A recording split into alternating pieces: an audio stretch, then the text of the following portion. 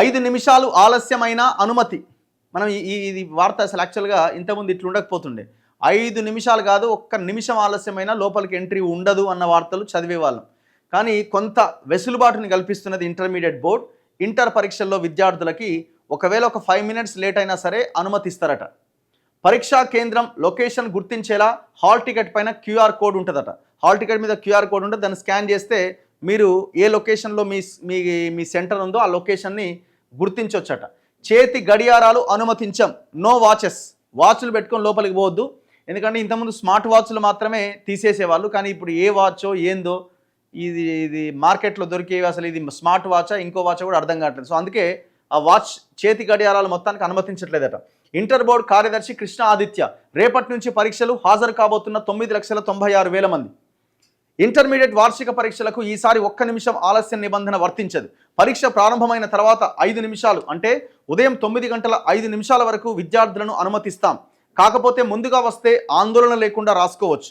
తల్లిదండ్రులు కూడా విద్యార్థులు ముందుగా చేరుకునేలా చర్యలు తీసుకోవాలి అని ఇంటర్ బోర్డు కార్యదర్శి కృష్ణ ఆదిత్య సూచించారు. ఇంటర్ వార్షిక పరీక్షలు ఈ నెల 5వ తేదీన ప్రారంభం కాబోతున్న నేపథ్యంలో బోర్డు కార్యాలయంలో సోమవారం పరీక్షల విభాగం కంట్రోలర్ జయప్రదాబాయ్ మిగతా అధికారులు కలిసి ప్రెస్ మీట్ పెట్టారు. నిబంధనల ప్రకారం ఉదయం 8 గంటల 45 నిమిషాల నుంచి 9 గంటల మధ్యలో ఓఎంఆర్ పత్రాన్ని విద్యార్థులు పూర్తి చేయాలి. ఎవరికి వారు తమకిచ్చిన పత్రంపై తమ వివరాలే ఉన్నాయా లేవా అని సరిచూసుకోవాలి. ముఖ్యాంశాలు అండ్ సూచనలు. ఈసారి హాల్ టికెట్ల మీద క్యూఆర్ కోడ్ ముద్రించాం.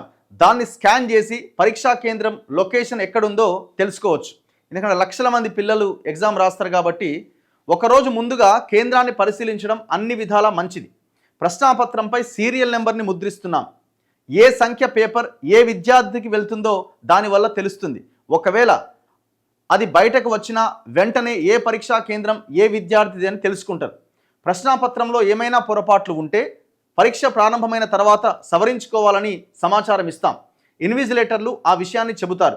ఆ ప్రకారం విద్యార్థులు సరిచేసుకొని సమాధానం రాయాలి. గత ఏడాది వరకు సాధారణ చేతి గడియారాలు అనుమతించేవాళ్ళు. కాకపోతే ఏది అనలాగ్ వాచో ఏది స్మార్ట్ వాచ్ అనేది వందలాది మంది విద్యార్థులు వచ్చినప్పుడు గుర్తించే పరిస్థితి ఉండకపోవచ్చు. అందుకే ఈసారి ఏ రకమైన చేతి గడియారాలు అనుమతించట్లే. బోర్డు కార్యాలయంలో కమాండ్ కంట్రోల్ సెంటర్ను ఏర్పాటు చేశాం. పరీక్షా కేంద్రంలోని సీసీ కెమెరాలను ఈ కేంద్రంతో అనుసంధానించాం.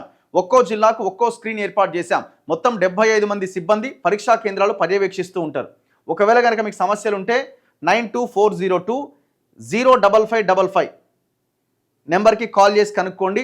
ఏమైనా మానసికమైన ఆందోళన కానీ ఒత్తిడి కానీ ఇలాంటి సమస్యలు ఉంటే 14416 నెంబర్కి కాల్ చేయండి. ఈసారి ఎగ్జామ్ అమ్మాయిలు ఎక్కువ రాస్తున్నారట. పరీక్షలకు హాజరయ్యే విద్యార్థుల్లో వరుసగా 2వ ఏడాది అమ్మాయిల సంఖ్య స్వల్పంగా అధికంగా ఉంది. ఈసారి పరీక్షలకు ప్రథమ ద్వితీయ సంవత్సరాలు కలుపుకొని అబ్బాయిలు 4,97,528 మంది ఉంటే 4,99,443 మంది అమ్మాయిలు ఉన్నారు. అంటే 1915 మంది అబ్బాయిల కంటే అమ్మాయిలు ఎక్కువ ఉన్నారు. ఏకంగా 27 జిల్లాల్లో బాలికల సంఖ్య అధికంగా ఉన్నదట. కేవలం 6 అర్బన్ జిల్లాల్లో మాత్రమే బాలురు ఎక్కువగా ఉన్నారు. సో ఇట్లా ఇంటర్ ఎగ్జామ్స్ రాస్తున్న ప్రతి ఒక్కరికి ఆల్ ది బెస్ట్.